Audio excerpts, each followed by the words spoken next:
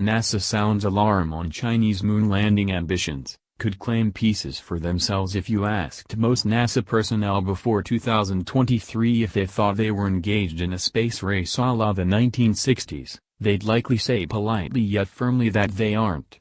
A firm dedication by NASA to exist to advance spaceflight and not as a political weapon is admirable. But the Chinese have their own plans. Less than 2 months after the first of NASA's Artemis missions completed what can be called a smashing success, NASA's chief official is whistling a demonstrably different tune, particularly about the Chinese CNSA. With promises of rare earth resources galore situated just 250,000 or so miles from home, China is right on the heels of NASA. As it happens, even NASA itself fears the Chinese may even surpass the West in terms of their ability to put humans on the moon. According to a recent article by Politico, even NASA's chief administrator Bill Nelson has concerns. If Nelson's fears come to pass, the consequences for space endeavors outside China's good graces could be devastating.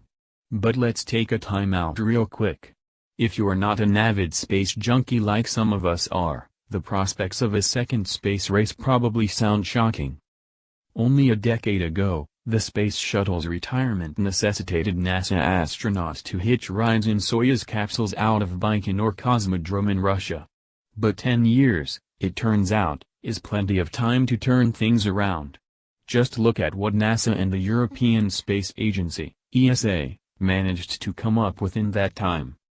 With a Lockheed Martin Orion space capsule left over from the dead Constellation program and upgraded space shuttle tech in the SLS rocket, NASA strung together one heck of a human-crewed moon landing initiative. But enough news for people living under rocks.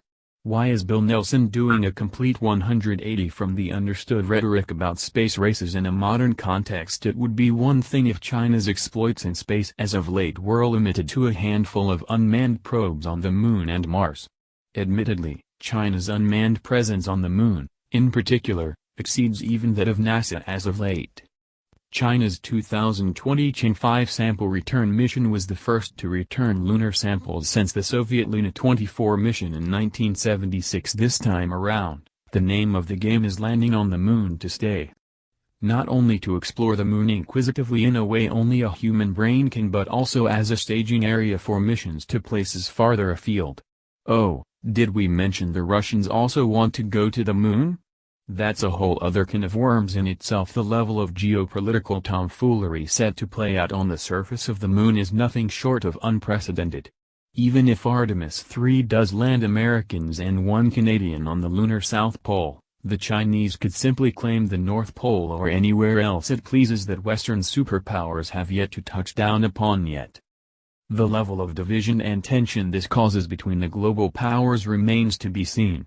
But whatever the case, watching it all pan out in front of our very eyes will be nothing short of the best show on television.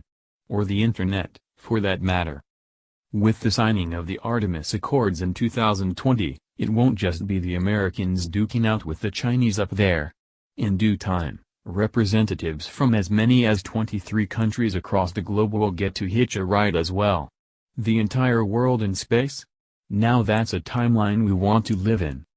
In the end objectives of all the world's current human-crewed space initiatives are ostensibly very different from the days of Apollo, the Saturn V, Leonov, and Armstrong. It's no secret that politics and little else were the impetus behind the first Soviet and American human-crewed space programs.